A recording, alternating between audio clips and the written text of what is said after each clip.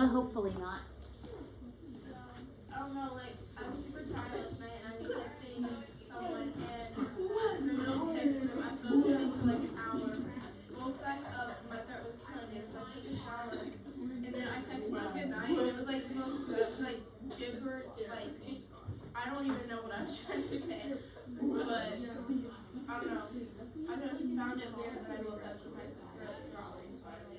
It's probably that you're starting. Okay.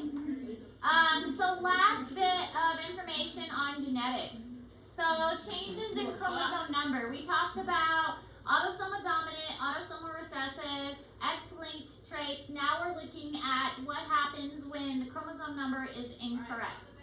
This is when new individuals end up with the wrong chromosome number. We're supposed to have 23 from mom, 23 from dad, with a total for 46, but that doesn't always happen. Sometimes we end up with more, sometimes we end up with less. And when we end up with more or less, sometimes it's lethal, but sometimes the individual does survive.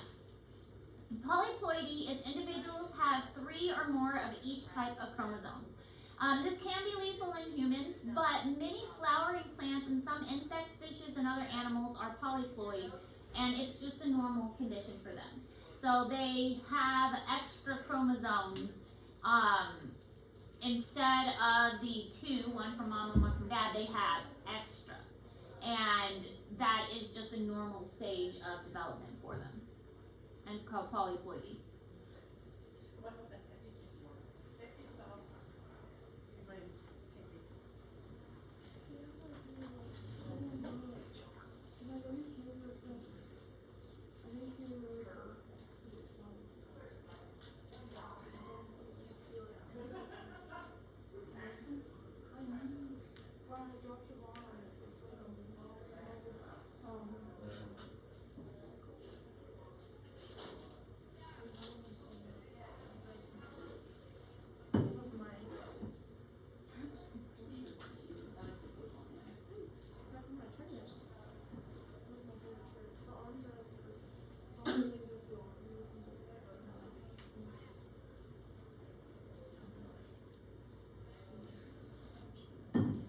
So then there's something called aneuploidy, where you have too many or too few copies of a chromosome, and this is a result of something called nondisjunction.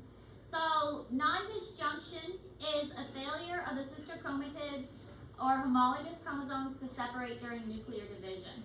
So think back to the meiosis process, and during meiosis, things separate out and pull out during the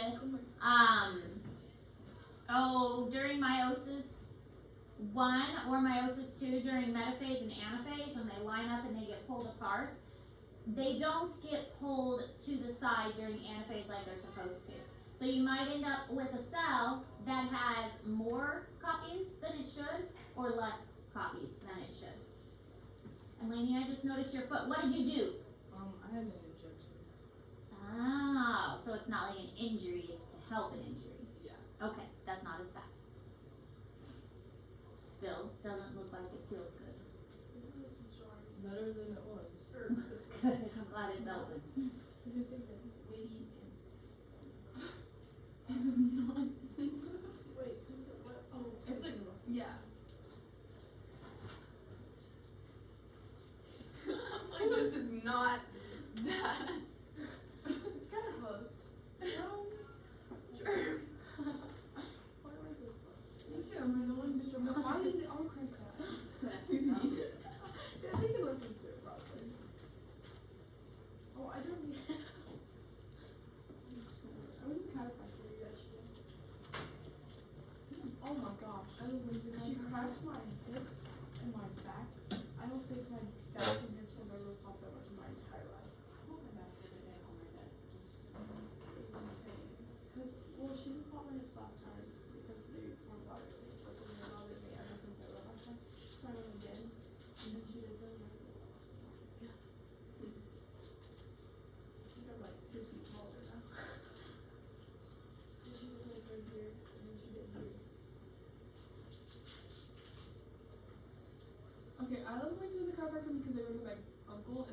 get adjustment plus massage, so that way like it's great. Because only like I haven't. So here's an example of what happens during non-disjunction. We have 2 little ones and 2 big ones. But instead of them getting separated, like these 2 got separated the way they were supposed to, this one didn't. Both of the big ones got pulled to this side. It was supposed to have a big one pulled over here, but both of the big ones got pulled over here.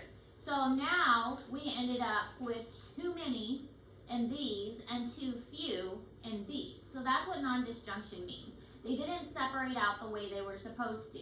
They should have gotten pulled equally, so a big and a little, or 2 littles, and this big one should have gotten pulled over here, but it didn't. And so now we've got too much information in these cells and too little information in these cells. And that's what non-disjunction means. Non-disjunction can occur during mitosis and meiosis. We'll focus here on meiosis, as this can have consequences at fertilization. We start by looking at meiosis 1 here, but know that it can occur at meiosis 2 as well. Also, we are not starting at the beginning, but rather starting at metaphase 1. Let's look at a dividing cell with 2 chromosome pairs, 2 chromosomes from the mother, as depicted in purple, and 2 from the father, as shown in blue. The chromosomes are already replicated because DNA replication occurs during interphase, and we are starting at metaphase 1. Now, let's see an example of non-disjunction occurring during anaphase 1. Notice that one of the 2 pairs of homologous chromosomes fails to separate during anaphase 1 of meiosis. This can be the result of incorrect attachment of the spindle fibers that attach to the chromosomes. As the pair of chromosomes is not pulled apart towards opposite poles, one entire pair is pulled toward the same pole. Following through the stages of meiosis 2, we pass through metaphase 2, anaphase 2, and telophase 2. As a result of non-disjunction, gametes are produced that have too few or too many chromosomes. Normally, at the end of meiosis, as shown here, the chromosome number is cut in half, or haploid, and in this case, the chromosome number, N, is equal to 2. But in non-disjunction, 2 of the 4 daughter cells have an extra chromosome, or Rn plus 1. So that makes 3 chromosomes instead of 2 in each cell, while the other 2 cells are missing a chromosome, or Rn minus 1, and so each cell has only 1 chromosome. So how would this affect new individuals? Keep in mind, non-disjunction can happen to any type of chromosome. Well, let's assume the chromosome involved in non-disjunction is the X chromosome, and this occurs inside a sperm cell. Remember, the male germ cell has 1 large X chromosome and 1 small Y chromosome, and the germ cell gives rise to sperm with either 1 X or 1 Y. During a non-disjunction event, let's assume the replicated X chromosomes fail to separate correctly during the second meiotic division. As a result, 1 new sperm cell will end up with 2 X chromosomes as shown here. During fertilization, if a sperm cell with 2 X's fuses with a normal egg cell with 1 X chromosome, then the resulting fertilized egg will be trisomic, with the X now in the triplet form. The growing embryo and new individual will have 3 X chromosomes in every cell of the body. Many trisomies are lethal, but some survive and have conditions or disorders. Sex chromosome number abnormalities can lead to learning difficulties and other delays. So in this case, they had 3 X's, and that's trisomy, because they had tri for 3. And in some cases, it's lethal and the developing embryo won't survive. In some cases, they do survive. So here are some examples of common trisomies, which is the extras. And there are some cases where they are missing as well. Trisomy 21 is probably the most common example, and you know it as Down syndrome. So Down syndrome is an extra chromosome on the 21 marker. Remember, we have 23. And so on the 21 marker, there's an extra chromosome. And most of us are familiar with the symptoms of Down syndrome. They have distinctive facial features. They have delays in like developmental developments, and they often will have heart defects, their hands aren't as good at manipulating objects, things like that. There's a trisomy 18, which is called Edwards syndrome, severe disabilities, and they have very low survival rates. Trisomy 13, what is that, Tau syndrome? These have low survival rates. Turner syndrome is abnormal ovaries and sexual traits. And this one is a little bit different. This one is X syndrome, or this one they just have one X. They have an X and then they don't have another X. So it's X and then a blank because they only have one X chromosome. My sister-in-law actually has Turner syndrome. She does fine, but she is not able to have children, which is why my nephew is adopted. So she doesn't produce eggs. Her ovaries are small. She has other characteristics as well that because she only has one X chromosome, and she has to have because her ovaries are small, she has to have hormone injections and things like that. So does she not get her period? I think she does, but it's infrequent, and I think the hormone injections help with that. My mom's on thyroid. Yeah. But again, she's not able to have children because of that. So, Klinefelter. This one has two X's and a Y, so again, an extra chromosome here. Sterility, mild mental impairment. 3 X's, trisomy X. This one, because there is an extra X, this one they often don't even notice because the extra X doesn't really do a whole lot, so this one doesn't have a whole lot of conditions. And then XYY is Jacob syndrome, mild mental impairment, or this one they don't notice too much. Oftentimes though, they might have a little bit more aggression because the extra X gives a little bit more testosterone and a little bit more male characteristics. So looking at each one of these individually, trisomy 21 is Down syndrome, the presence of 3 copies of the 21 chromosome. Again, a lot of us are familiar with this one. This is a very common one. It's mild to moderate mental impairment. They do have a lot of health issues. Heart disease is a very common one. Their facial features are very distinctive, usually kind of slanted eyes, folds around the inner corner of their eyes. Their muscle tone is usually a little bit lower too.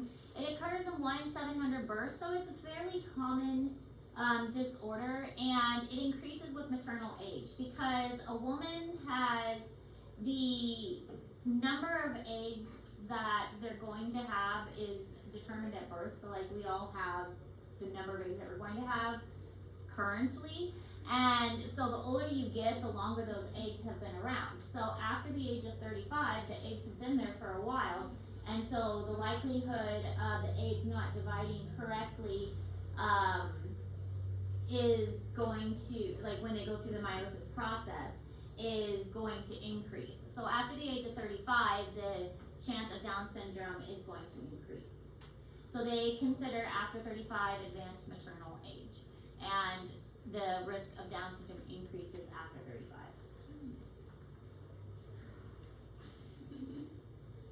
There are tests that can be performed that will determine Down syndrome. It can check for it.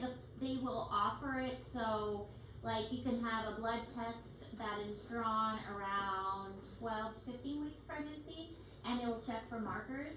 And then if the marker comes back that your child could have Down syndrome, like they just draw the mother's blood, then you could have a more invasive test, but it's optional if you want to have the more invasive. Well, any test is optional. So that is the choice that the mother can make. So they can tell this stuff like before they're old enough to like notice it. Yeah, like while the mother's pregnant. Yeah. So for me personally, my first child I had when I was 29, and my last child I had when I was 36. So we had the blood drawn for all my pregnancies, and they all came back normal. But even if they had not come back normal, we would not have gone forward with any of the more process because they were all carried a risk of miscarriage. And I would not have taken that risk with any of my children because I wouldn't have cared if they had Down syndrome or not. So that's just our personal choice. So here's the trisomy 21. You can see the extra chromosome right there on that marker that the 21 chromosome has a third one. And this shows the mother's age and the increase of Down syndrome after the age of 35 and how it sharply increases. Because again, the mother has the eggs around for a while. So after 35 years of age, the risk of Down syndrome dramatically increases.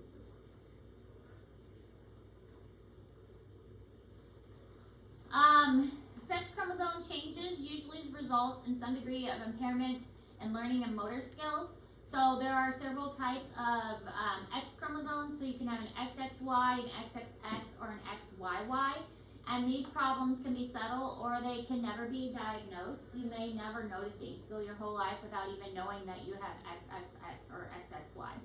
And here's an example of an XXY individual.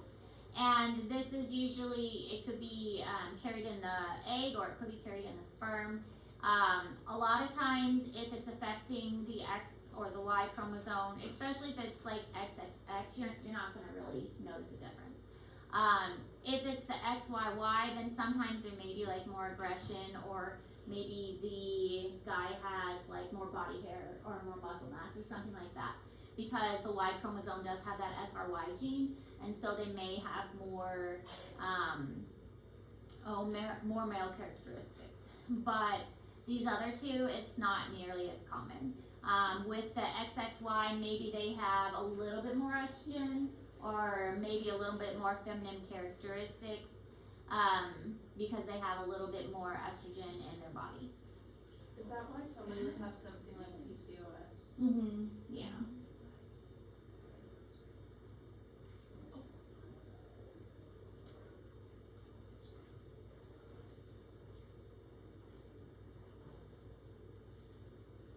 So here's Turner syndrome.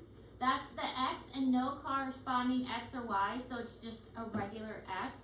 So it's represented by XO. They're well proportioned, but they're short. The ovaries don't develop properly, and insufficient sex hormones become sexually mature.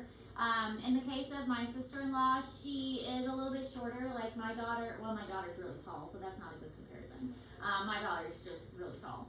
But my daughter is taller than her.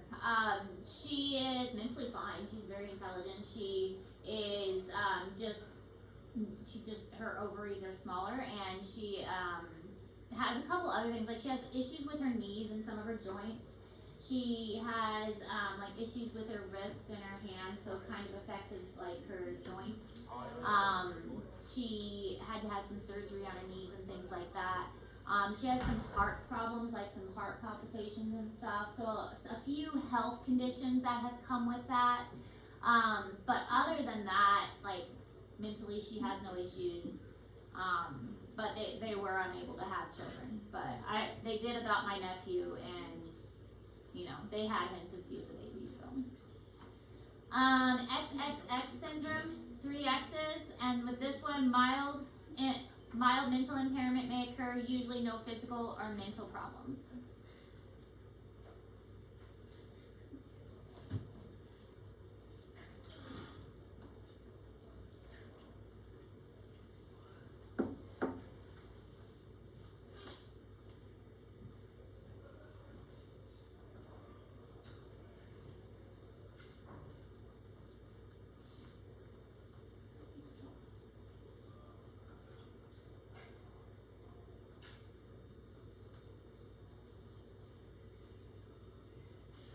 Alright, so there's also Klinefelter syndrome, which is the XXY. These do tend to be a little bit overweight, tall, normal range of intelligence. They usually represent as male, but have a little bit more estrogen and a little less testosterone than normal males. And again, it's kind of a feminizing effect because they do have that extra chromosome available, or that extra Y, or extra, I can't say it. Extra X chromosome. There we go. Got it. So they do have a little bit more feminine characteristics because they do have a little bit more estrogen. There we are. Because of the X chromosome. And then XYY, taller and average, mild mental impairment. Used to think that testosterone made them more aggressive, but they have that extra testosterone. There was this theory that it led them to a life of crime. So these individuals, because they had more testosterone, they're more aggressive and they're more likely to be criminals. That's not true. Just because somebody might be a little bit more aggressive doesn't mean they're more likely to be criminals. So XYY syndrome doesn't mean they're all going to be, in prison. It's not accurate.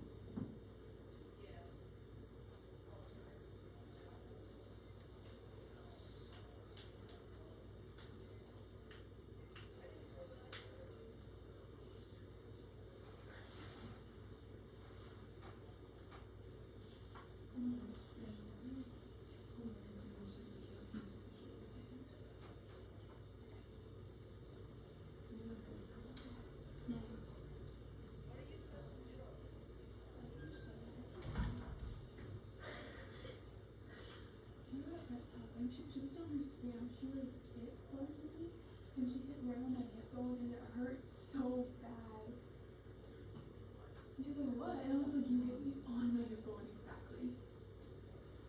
Also, The Walking Dead is not that scary. It's just like very gory. It's just gross, graphic.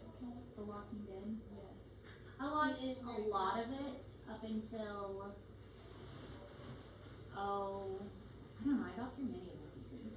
Yeah, her parents were like, "You guys are not gonna make it through season 6." And we were like, "We'll see how that goes." I was with them at our house for 2 nights and we did nothing but watch it. And we watched all of season 1 and almost all of season 2. There are some parts of The Walking Dead that got disturbing. Yeah. I don't like gore. I don't think it's gross anymore. I just think it's funny when you think there's something like jump scare and it's just not. I watched it better than that. There are parts of it that are weird. Genetic screening can estimate probability that a child will inherit a genetic disorder. Genetic screening is pretty expensive. Like I said, there is some genetic screening that is offered early on in pregnancy, just a typical blood test that's not very invasive to the mother or the baby. They just take some blood and then they run it and they're like, "Oh, your test came back normal." But they can do more advanced screening if they think that it's necessary. Usually it's not necessary. Really intensive genetic screening can be done but they only do that if they think it is some kind of genetic disorder that is running in your family. If they are looking for something and you think, "Oh, well, am I likely to have this kind of cancer? Am I likely to have this kind of disorder?" Then they will go more in depth with the genetic screening, but that does get pretty costly. So that kind of stuff isn't often performed. And doing most kinds of genetic testing in pregnancy can be quite risky to the fetus. So usually the blood test that you just draw some blood from the mother, that's pretty non-invasive, non-harmful. And that's because even though, and we haven't covered this, the placenta and the mother's blood doesn't really mix. Some cells can get into the mother's blood. The circuits are kept separate, but some blood cells can get into the mother's blood, and that's what they're looking for. When they draw the mother's blood, they're looking for fetal cells and determining that based on the mother's blood. But the more invasive tests obviously are going to give better answers.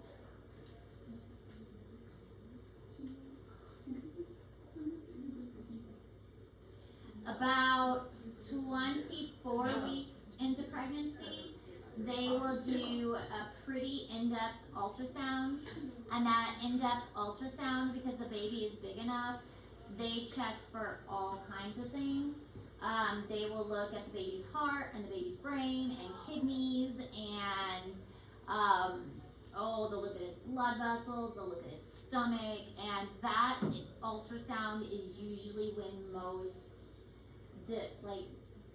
developmental things are caught, because the ultrasound tech will go over all sorts of things. You usually get an ultrasound at about 12 weeks to just make sure the pregnancy is viable, and then you'll get another ultrasound about 24 weeks, and that's where they do all the extensive stuff, and that's also when you can find out the gender of the baby. But now they're getting fancier, and you can find out the gender of the baby earlier on by blood testing.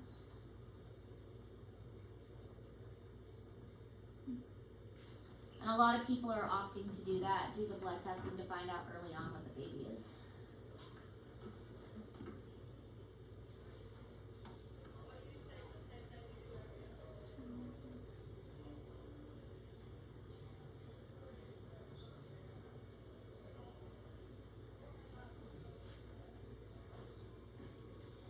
So PKU is a newborn screening test. Basically, they stick the poor baby's foot, and then they put the blood on a little chart, and they look at the blood that's collected, and it checks for a defect that can cause phenylalanine to accumulate in high levels.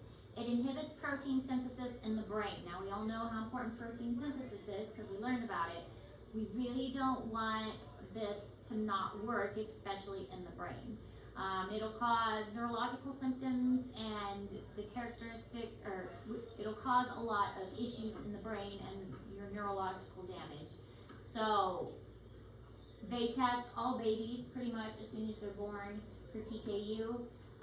They'll also do blood testing to find out what the baby's blood type is in the hospital, and usually they do stab the baby in the heel of the foot to get those samples.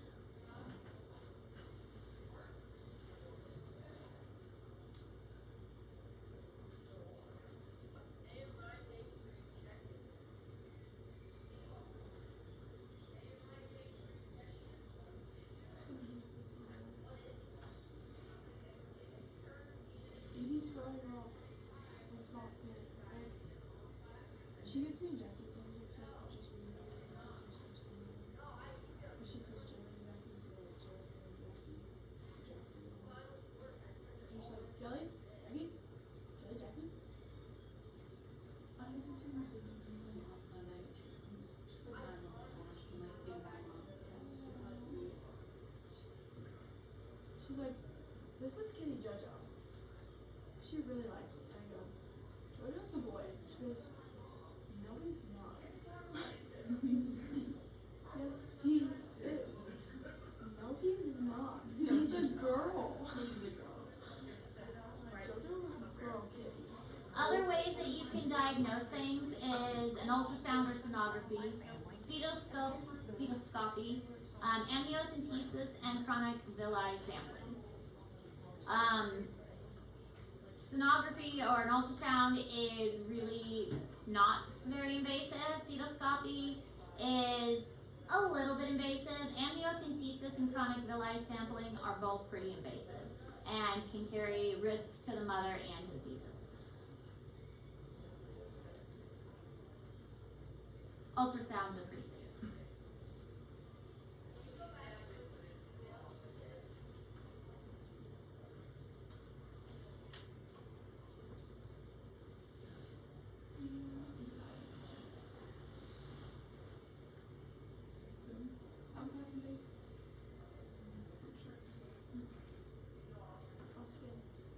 I cannot diagnose it. Oh,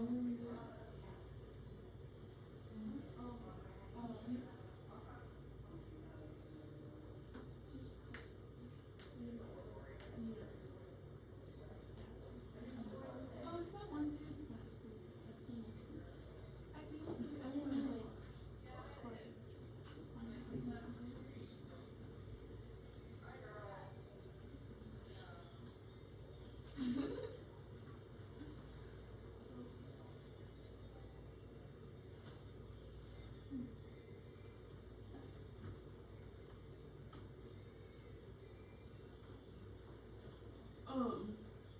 Is it like, I'm a teacher, so.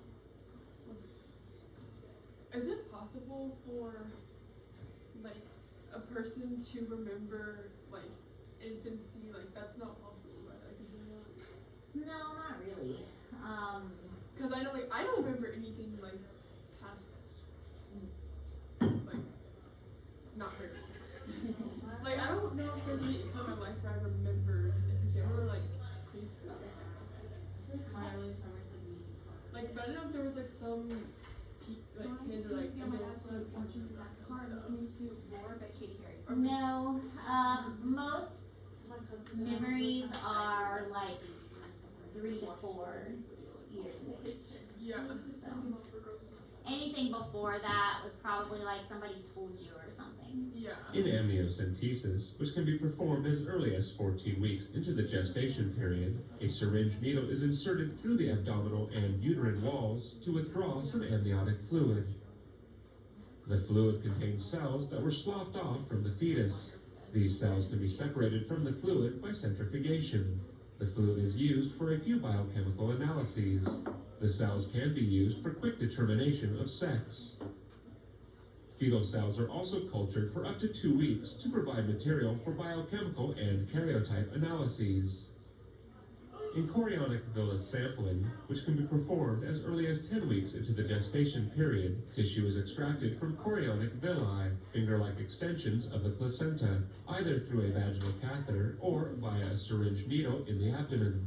The cells in this sample are genetically identical to fetal cells.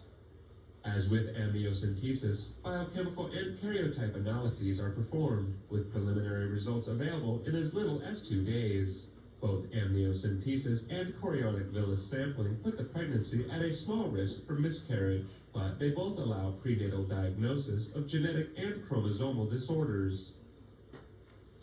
So both of these tests are a way to get more information, but what they do is for amniocentesis, using an ultrasound to help guide, they will stick a needle in through the stomach and grab the amniotic fluid that surrounds the baby. And they use the needle to help guide so that they don't actually hit the baby or hit anything else that's important. And the fluid will have cells from the baby, like hair cells or skin cells and those kinds of cells. And then they can use those cells to actually run tests to determine what kind of conditions the baby may have. For chronic villi sampling, they get cells from the placenta, and they can get that information from the placenta. For a fetoscopy, they will actually go into the vessel of the umbilical cord and get blood from that. So there's different procedures that they can do. For the chronic villi sampling, they can go in through the vaginal canal, or they can go in through the uterine wall and the abdominal cavity. So there's different ways that they can do that. So if it was a very dangerous condition, like a extreme genetic disease or disorder that they were trying to sample for, then it might be worth the risk. But if it was just to find out, oh, I want to know if my baby has Down syndrome, then you can see that this is a very invasive procedure. There's risk of a miscarriage, there's risk of the membranes rupturing, and you could injure the baby or something like that. There's risk of bleeding or tearing, all of these different things that can happen just to get results that you wanted. This chart is in Google Classroom. This is your diseases and disorders chart. We've looked at similar charts like this, but this is kind of an all-encompassing chart. So this has all the information that you need to know. Remember, you're only responsible for the diseases and disorders that we talked about in class or that your fellow classmates are going to present on. Okay, so it becomes possible to easily and inexpensively, if it becomes possible to easily and inexpensively choose the sex of your child, how will this change the male to female ratio among newborns? Do you think it is ethically correct to select the sex of your children? No. No, we should make And the I think, choose. cause like, I think that's just nature by nature. Let it. yeah, just let it, There's probably a reason why. and also there'd be population differences, cause Yeah. like, wasn't there like the one child policy in like China where they wanted boys and everything like My that? uncles you would see really weird ratios, which could I lead to feel like further problems. It'd be a great tool for the government to use this because say they wanted more guys because they needed more or more women for reproduction, they would use that like you have to have this like they tell you like these people have to have you have to have a boy and a girl, you don't Probably not their choice. It wouldn't be our choice in the end. Mm-hmm. It'd be someone else's choice. Very good point. Why do so many people insist that girls cannot be red, green, colored lines? Because don't you Can they think not have the why? gene? They can, it's just harder. It's harder to have. Don't you have to have extra? Like, it's they have to have the right genes. Like, and it's more rare to get it. It's 'Cause harder can't they for carry women it, to but get the gene specifically for red, green colored lines. Because Yeah. they carry it, but they don't always I want to carry get it. Yeah, so it's hard for them to get it because they can be a carrier. They can get it. It's just It's just harder because they have to have both. yeah. All right, that's all the notes. So we're working on our genetic presentation. We're working on finishing up our genetic problems. We're working on studying for our test, which will be Monday. Tomorrow's going to be a work day to work on our presentations. We're going to present on Thursday. Does everybody remember what their presentations are? It's in Google Classroom. I have to do that. I haven't done that part yet. Okay. Presentations are going to be Thursday, and then review day is going to be Friday. Tomorrow's a work day for all of that. Questions, concerns? Nope.